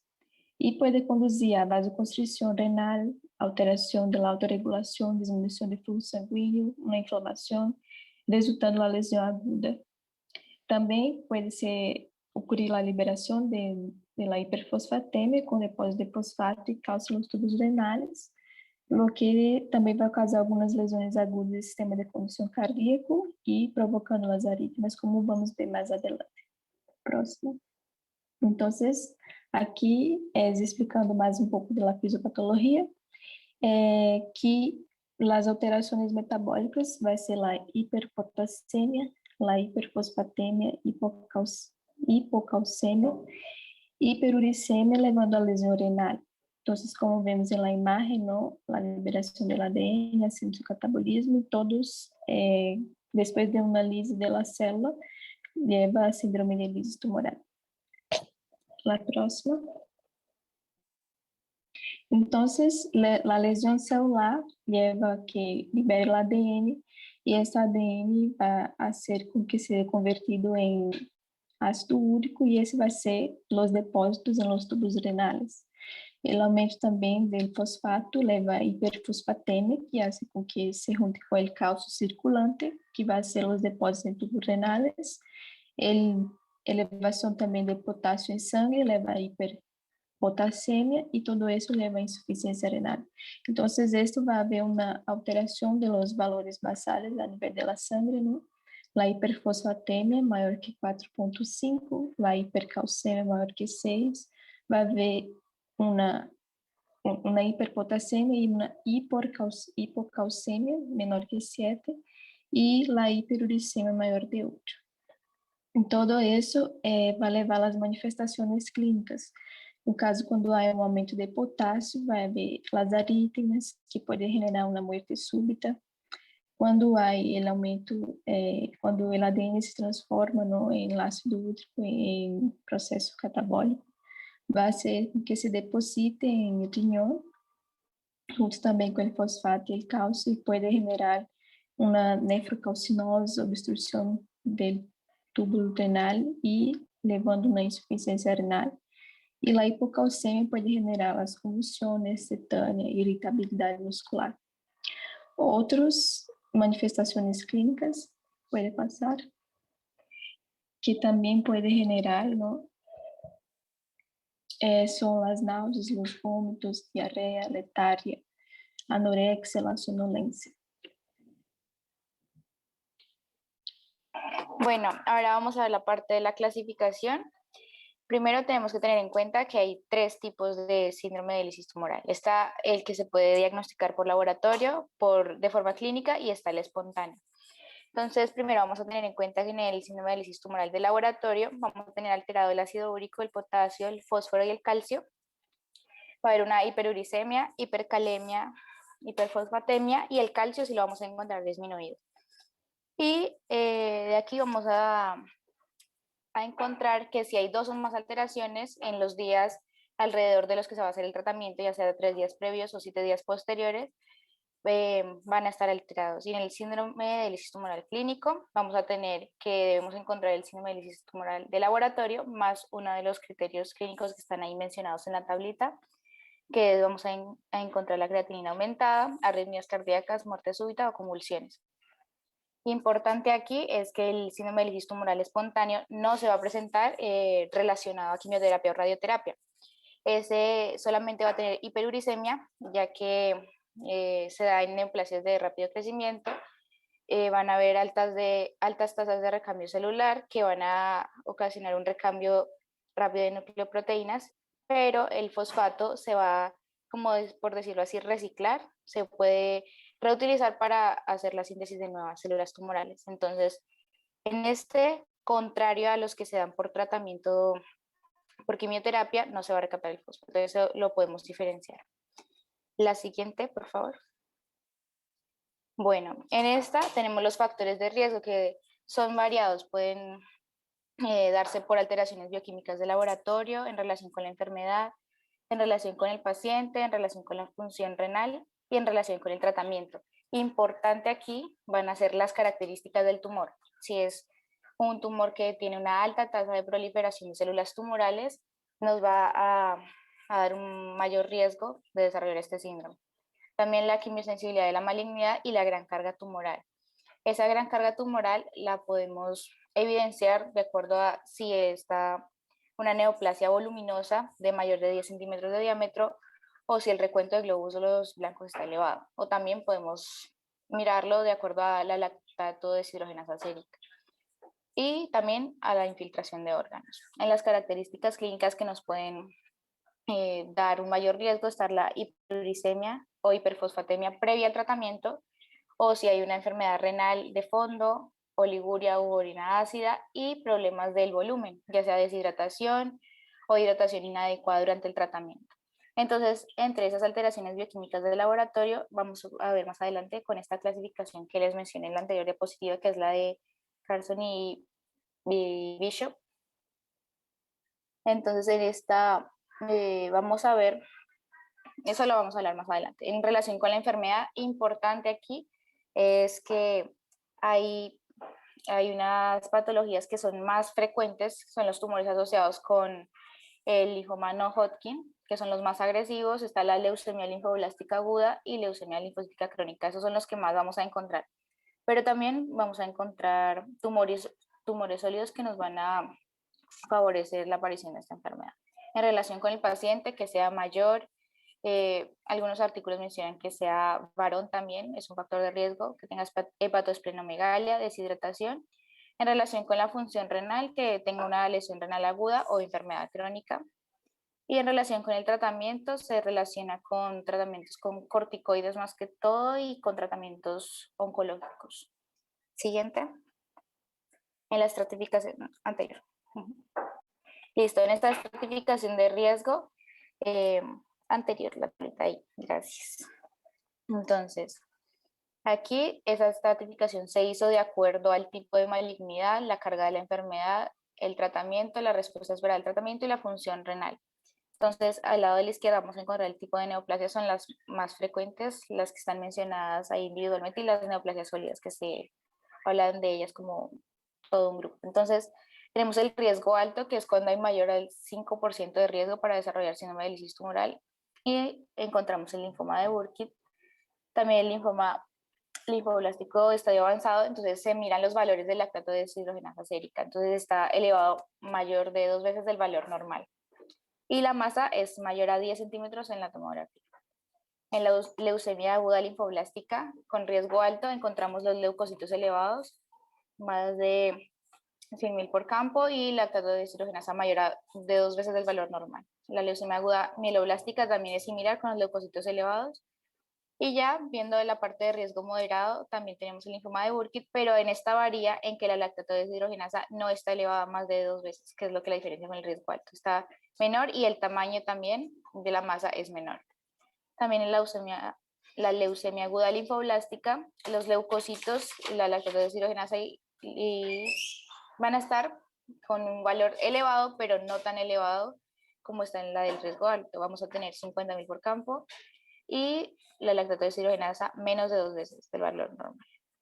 En las otras neoplasias hematológicas, como les mencionaba, también se mira por la carga de enfermedad. Entonces, se tiene en cuenta si tiene rápida proliferación celular. Y por último, las neoplasias sólidas se clasifican en riesgo moderado cuando tienen buena respuesta a la quimioterapia, así tengan un tumor voluminoso. Y también tienen una alta sensibilidad al tratamiento citotóxico, y la lactato de deshidrogenasa puede estar aumentada, pero si responde bien al tratamiento, entonces se alcanza a clasificar en riesgo moderado. Y por último tenemos el riesgo bajo, en la que tenemos el linfoma indolente, linfoma folicular, linfoma MAL, linfoma de Hodgkin. Los leucocitos en la leucemia aguda linfoblástica y leucemia aguda mieloblástica van a estar aumentados, pero van a estar menores a 50.000 por campo y 25.000 por campo respectivamente. Y en las otras neoplasias hematológicas tenemos que la lactato de deshidrogenasa está también menos de 2 veces del valor normal. Y en riesgo bajo también se clasifica la leucemia linfocítica crónica y la leucemia mieloide crónica. Entonces, Ya para resumir esto, el riesgo alto es cuando hay mayor de 5% de riesgo de desarrollar el síndrome de lisis tumoral, riesgo moderado cuando el porcentaje está de 1 al 5% y riesgo bajo está cuando está menos del 1%. Siguiente. Bueno, sobre la parte del diagnóstico, me escuchan, ¿verdad? ¿Aló? Sí, Rafa, Sí. te estamos escuchando. Ya, genial. Bueno, como mi compañera mencionó, en 2004 hubo una clasificación propuesta por Cairo y Bishop, y ahí hay dos definiciones diagnósticas, que incluso ela mencionó también, pero estaré especificando un poquito más. Con respecto a la parte del laboratorio, entonces, como ella mencionó, es muy importante tener en cuenta que se puede presentar tanto antes de la inducción de la quimioterapia como hasta 2 a 3 días antes, como hasta una semana después, ¿no? Y ahí vamos a necesitar de hasta 2 criterios bioquímicos para dar el diagnóstico. Con respecto al clínico, al menos un diagnóstico clínico podemos considerar, ¿no? O ahí también se puede tener la muerte del paciente, que vamos a ver más adelante. Y bueno, lo que pasa es que en el año 2018, de acuerdo a algunas recomendaciones que se hicieron, se modificó el criterio diagnóstico, solamente, no solamente con el valor fijo, como vamos a ver, pero también un aumento de más de 25% o a partir de 25% de los valores basales, ¿no? Eso es importante considerar porque, por ejemplo, los valores de creatinina van a cambiar de acuerdo a la edad del paciente, ¿no? No es lo mismo en un niño como en un adulto varón o mujer. Entonces, por eso, se recomendó también considerar eso, ¿no? Ese aumento de 25% de los parámetros.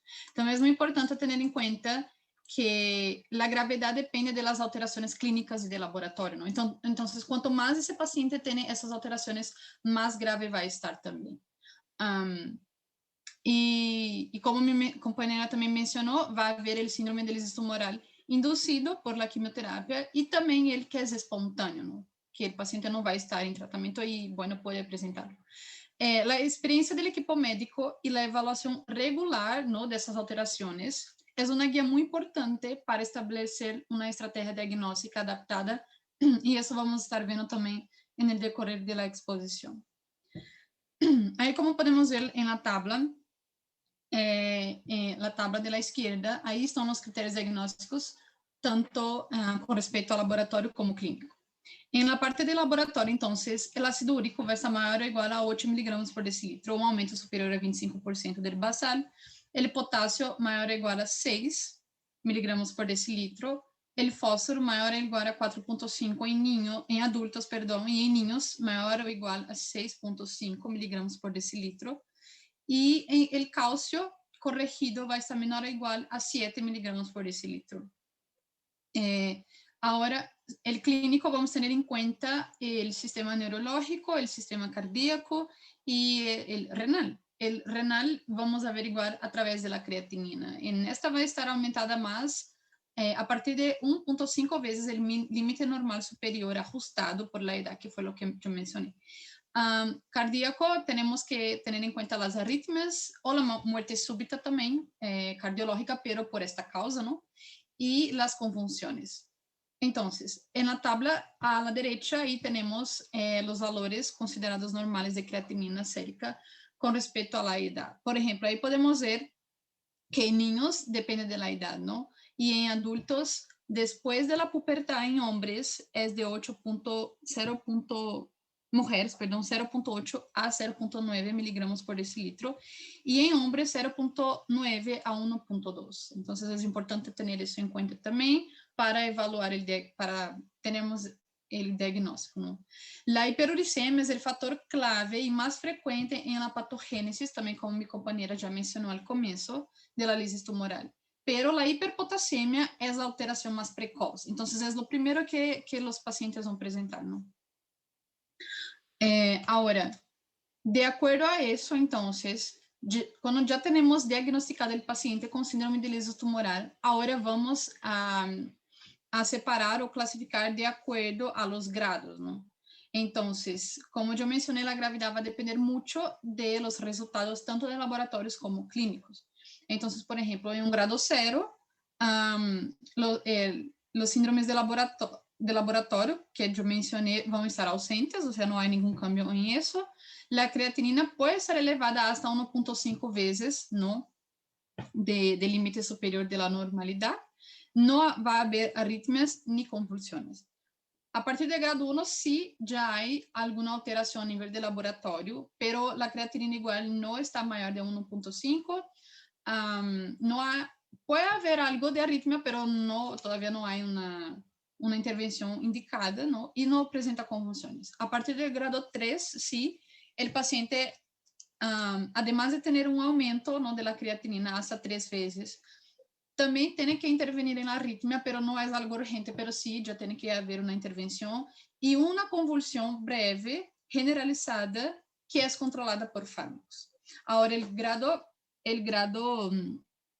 es el grado 2, ¿no? Ahora, el grado 3, ya hay un aumento considerable de la creatinina, una arritmia que es sintomática, no es completamente corregida y ahí necesita de desfibrilación, y el paciente ya va a presentar más convulsiones, ¿no?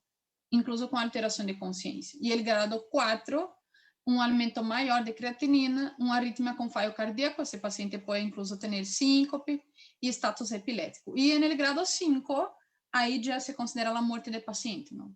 Que fue lo que también yo mencioné que estaría dentro del criterio clínico. Es muy importante también una cosa que, bueno, particularmente me pareció interesante en una serie retrospectiva a respecto del tratamiento para el cáncer de la leucemia mieloide aguda. Ellos separaron 772 pacientes que fueron sometidos, ¿no?, a la quimioterapia de inducción. Y de esos pacientes, 130 o 17% desarrollaron el síndrome de lisis tumoral. Y de esos, 38% presentaron el síndrome clínico y el 92 o 12% síndrome de laboratorio. O sea, de esos, la mayor parte presentó cambios en el laboratorio. Pero al final, hubo una asociación de un riesgo significativamente mayor de muerte en los pacientes que presentaron alguna normalidad en el aspecto clínico en comparación con el aspecto de laboratorio, ¿no? Entonces, eso es interesante para concluir que sí, es muy importante tener en cuenta los cambios y el aparecimiento de síntomas o signos de ese paciente, ¿no? Tanto como los cambios en el laboratorio.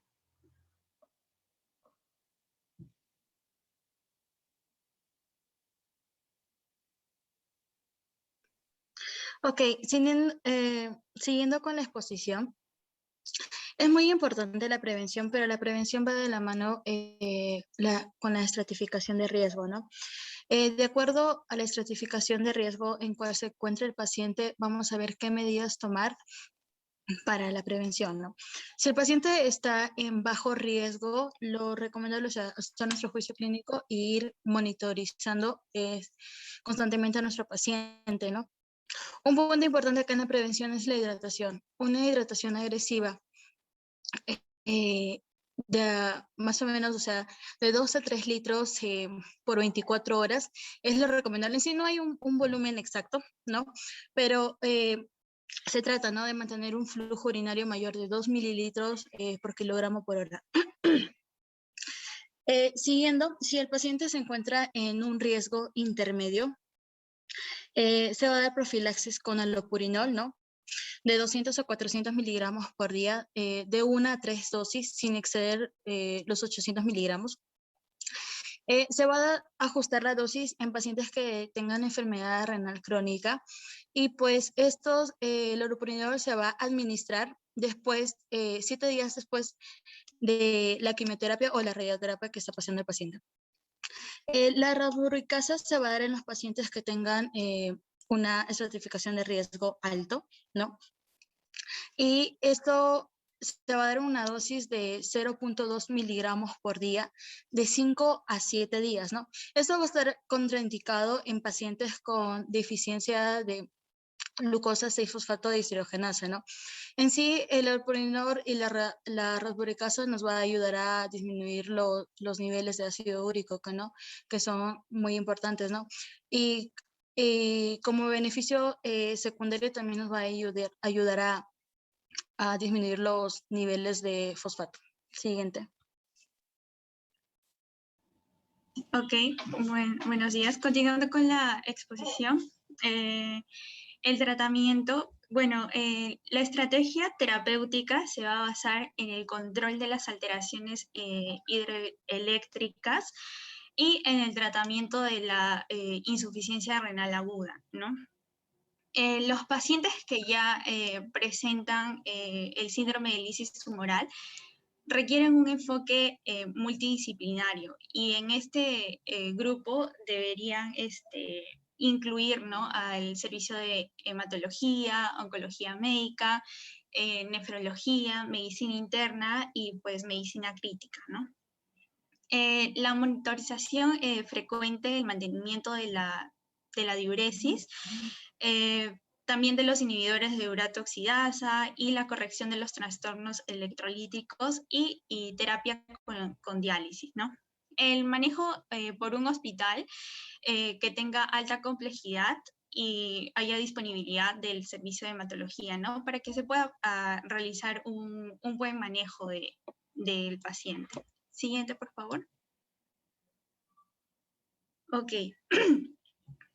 Como mencioné, el tratamiento es más directo de acuerdo a lo que presenta el paciente. Entonces, tiene que haber una hiperhidratación, porque este es el pilar fundamental para el tratamiento del síndrome de lisis tumoral, ¿no? Inicialmente, pues no se recomienda de la aportación de potasio, calcio, fosfato debido al riesgo de hiperpotasemia, hiperfosfatemia y la precipitación de fosfatos de calcio. Bueno, mantener la alta producción de orina con hidratación vigorosa es uno de los objetivos, ya que esta reposición de fluidos incrementa el flujo turbulento renal y eso estimula la diuresis, y con ello va a promover y favorecer la eliminación de uratos, fosfatos, ¿no? Evitando así que estos se precipiten en la luz tubular. Y pues la fluidoterapia se debe individualizar y se hará un monitoreo, ¿no?, hemodinámico del líquido administrado y del líquido excretado cada 6 horas. ¿Por qué? Porque se tiene que lograr dos objetivos, ¿no? Que uno es el aporte de soluciones isotónicas, que es un aproximado de 2 a 3 litros por día, aunque estas se deben individualizar según las características del paciente y pues las alteraciones metabólicas y la enfermedad de base que presenta, ¿no? Y la segunda sería una diuresis mayor de 1 a 2 mililitros por kilogramo por hora. La hidratación se indica en los grupos de bajo riesgo a moderado, y en grupos de alto riesgo se requiere una hidratación intravenosa. Okay. Cuando la diuresis es insuficiente, a pesar de haber dado una óptima hiperhidratación, y también se tiene que corroborar de que no haya signos de hipovolemia y que se excluya una uropatía obstructiva, se le puede administrar furosemida a dosis de 0,5 a 1 miligramo por kilogramo. Y pues como alternativa se recomienda también manitol a 0,5 a 1 gramo por kilogramo por dosis, y o dopamina en infusión continua a dosis de 2,5 a 5 microgramos por kilogramo por minuto. Y pues si esto, a pesar de esto, no responde al tratamiento, pues se debería considerar diálisis. Bueno, en el tratamiento de la hiperuricemia, el tratamiento es más que nada con la función renal normal. Bueno, con la función renal normal incluye una hiperhidratación, rasburicasa, junto con diuréticos si la función renal está alterada, y diálisis si es que hay refractariedad al tratamiento del paciente, ¿no? El allopurinol es un inhibidor de la xantina oxidasa. Son efectivos en la prevención de la elevación del ácido úrico, ¿no? El allopurinol se usa en dosis de 300 miligramos y con una dosis máxima de 800. Bueno, el allopurinol se usa siempre que la función renal esté conservada, ¿no? Este medicamento inhibe la formación de ácido úrico sin efecto uricolítico, y pues su efecto es lento, se logra a partir de las 48 a 72 horas. Por eso se debe administrar 2 o 3 días antes de la quimioterapia y se continúa después, ¿no? De 10 a 15 días. Bueno, eso menciona la literatura. Y pues tenemos que tener en cuenta que el uso del allopurinol puede ser, es útil en la prevención para la profilaxis, pero no es un fármaco de elección, al menos de que el paciente tenga una alergia a la rasburicasa o tenga un déficit de la enzima glucosa 6-fosfato deshidrogenasa, ¿no? Y pues igual requiere un ajuste de dosis en daño renal porque presenta efectos secundarios como hipersensibilidad, toxicidad cutánea grave, hepatotoxicidad e hipereosinofilia. Y pues un alterno al allopurinol es el Feuxostat, que es un inhibidor también de la santina oxidasa, es no purínico, que favorece la eliminación de ácido úrico a nivel hepático, ¿no? Y se usa en una dosis de 120 miligramos.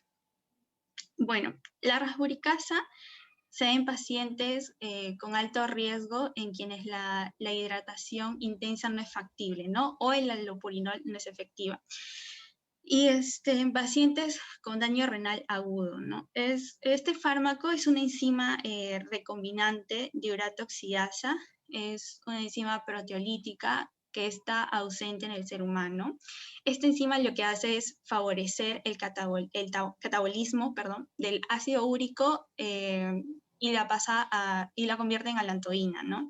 La cual esta sustancia es no tóxica, es más soluble que el ácido úrico, incluso en la orina, es no cristalizable en líquidos orgánicos y pues es fácil de la depuración renal, o sea, se depura muy rápido, muy fácilmente.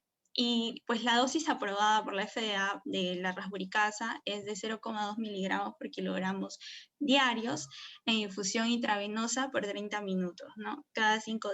Por 5 días, perdón. Y pues la duración del tratamiento, dicen a partir por 5 días, pero eso va a depender también de la respuesta del paciente. Y se hace una primera dosis, se administra de 4 a 24 horas antes del inicio de las terapias y pues esto indica de que pues incluso se demostró de que se disminuye drásticamente en un 98% los niveles de ácido úrico en las 4 horas posteriores de haber administrado la dosis, ¿no? Entonces, aparte aparte de tener de disminuir el riesgo de nefropatía por uratos, también lo hace por las santinas, porque reduce la acumulación de la hipoxantina y la santina, ¿no? Y se debe de evitar usar en pacientes con asma o que tengan riesgo de hipersensibilidad. En caso de que los niveles de ácido úrico no disminuya, se puede administrar una segunda dosis, ¿ok? Tener especial atención en pacientes que tengan hipersensibilidad y deficiencia de la glucosa 6-fosfato deshidrogenasa, ya que en uno de los artículos citados en la parte inferior, se encontró que el 1% reportó complicaciones, ¿no? Tras recibir rasburicasa, como que es la hipersensibilidad y la deficiencia de la glucosa 6-fosfato deshidrogenasa.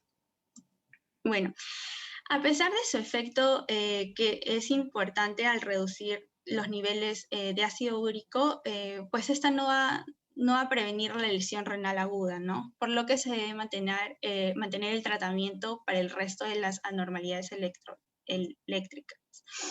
El riesgo de diálisis se demostró que es de 1 a 4% con el empleo de la rasburicasa. Siguiente, por favor. Bueno, para el tratamiento de la hiperfosfatemia, se necesita tratar, depende de las gravedades de las manifestaciones clínicas, ¿no? El tratamiento se apoya en la restricción del aporte exógeno de fosfato y favorecer su excreción renal con hiperhidratación, rasburicasa y diuréticos como la furosemida o el mannitol. Los quelantes de fósforo no cálcicos son una opción terapéutica como el carbonato de calcio, que se debe administrar con las comidas en dosis de 50 miligramos por kilogramo por día. Hidroxilo de aluminio oral a dosis de 50 a 150 miligramos por kilogramo por día, cada 6 a 8 horas. Para evitar también la toxicidad acumulativa del aluminio, ¿no? Y pues esta tiene una duración máxima de 2 días. Y el Sevelamer a dosis de 400 miligramos por 12 horas durante 10 días en población pediátrica. Cuando los niveles de fosfato son mayores de 6 miligramos por decilitro y el paciente se encuentra estable, se puede emplear hidroxilo de aluminio de 300 a 600 miligramos vía oral. En caso de hiperfosfatemia severa asociada a una lesión renal, se tomaría la opción de la diálisis. En el tratamiento de la hipocalcemia, el tratamiento se debe basar en la presencia de las manifestaciones clínicas y no en los valores del calcio iónico. El aporte del calcio puede favorecer la precipitación tisular del fosfato de calcio y también pues, el control de la hiperfosfatemia va a prevenir la aparición de la hipocalcemia secundaria, ¿no? La hipocalcemia sintomática no se trata por el riesgo de precipitar cristales de calcio o a nivel renal. Solamente cuando presenta síntomas, ¿no? El paciente puede presentar síntomas como anorexia, vómitos, crisis convulsiva y paro cardíaco, ¿no? Y en este caso se administraría gluconato de calcio de 100 a 200 miligramos por kilogramo de cada 8 o 6 horas, ¿no? Intravenoso. Y esto se pasaría por 10 minutos.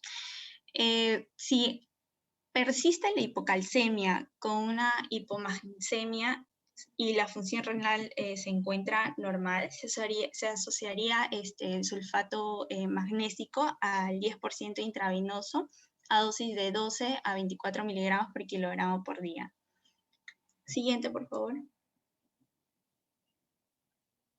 Bueno, para el tratamiento de la hiperpotasemia depende de los valores de potasio y de las alteraciones del ritmo cardíaco, ¿no? Es muy importante en estos pacientes tener un monitoreo. Bueno, en pacientes asintomáticos con potasio menor de 6 miliequivalentes por litro se recomienda suspender el aporte de potasio exógeno.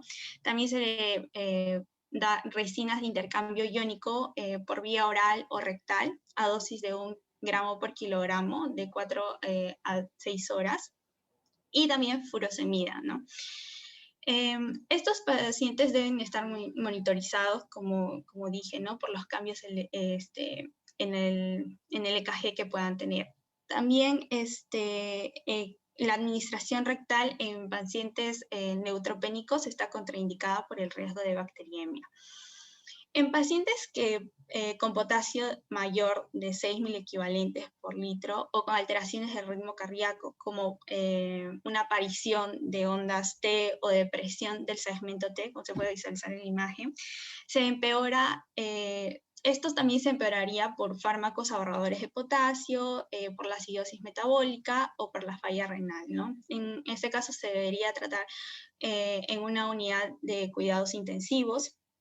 Se recomienda el tratamiento que sea secuencial y combinado con bicarbonato de sodio con dosis de 1 a 2 miliequivalentes por kilogramo intravenoso. Y pues ya que el bicarbonato también es útil en la presencia de la acidosis metabólica severa, ¿no? También se da glucosa 0,5 a 1 gramo por kilogramo, más una insulina corriente 0,3 unidades por gramo de glucosa, vía intravenosa, y se pasa en 2 horas. Gluconato cálcico al 10%, 0,5 miligramos por kilogramo por vía intravenosa para pasar en 15 minutos, ¿no?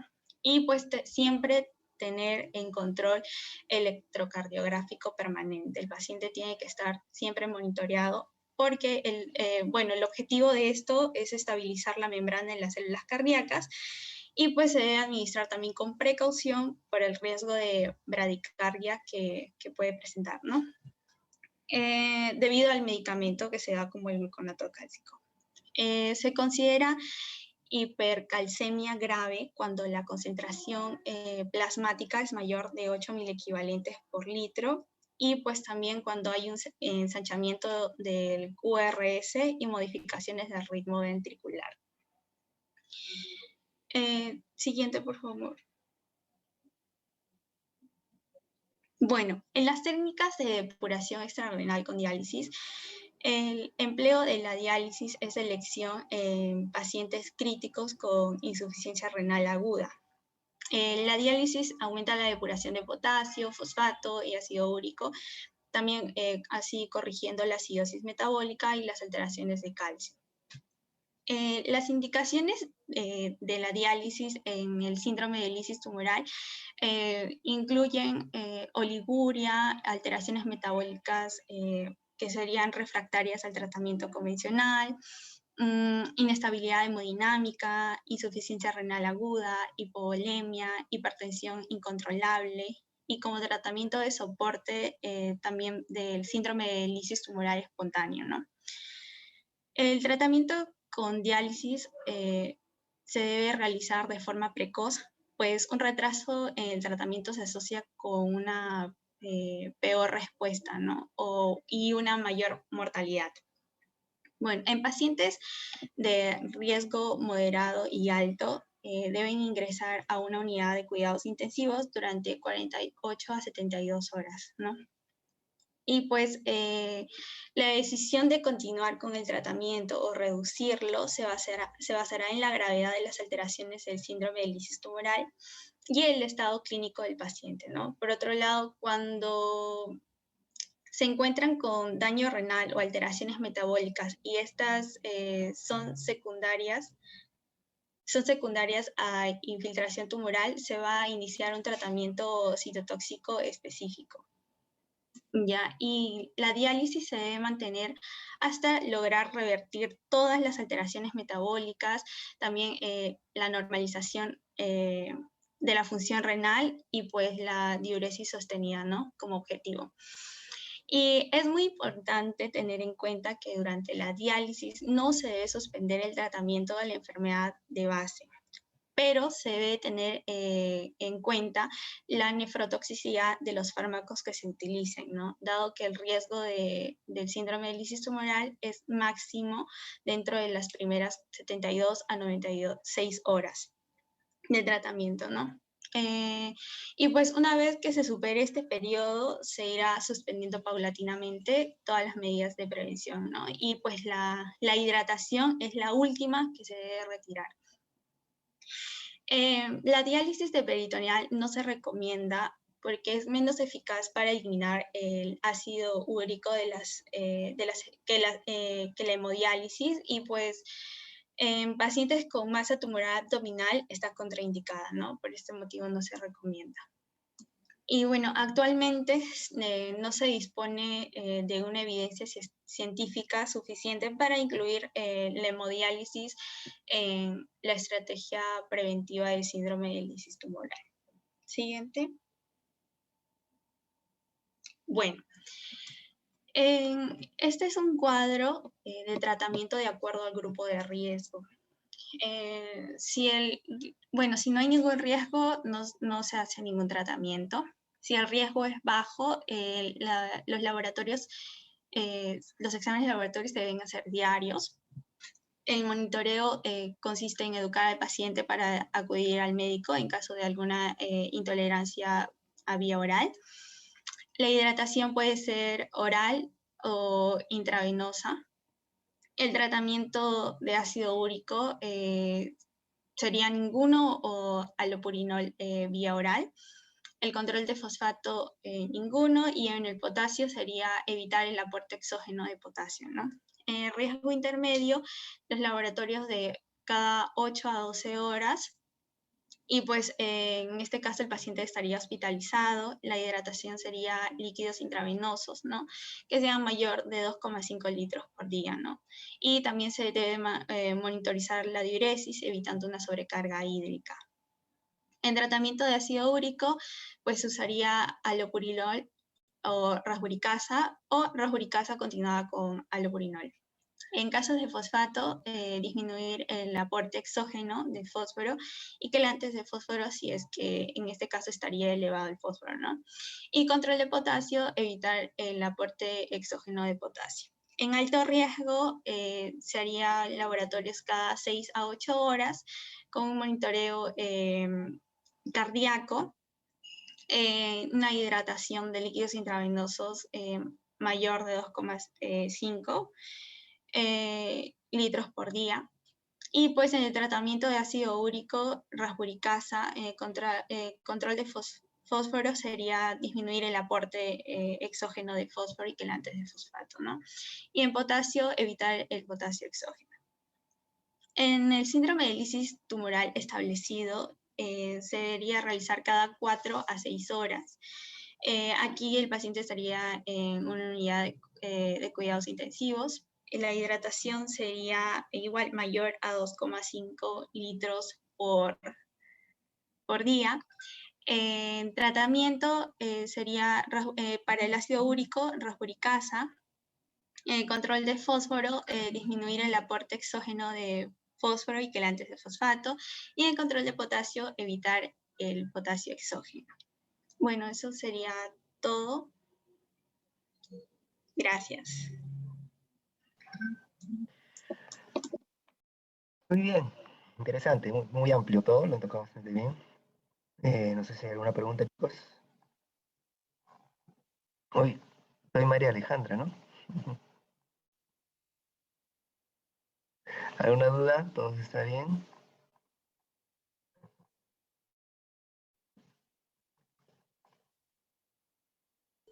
Creo que no hay dudas, doctor.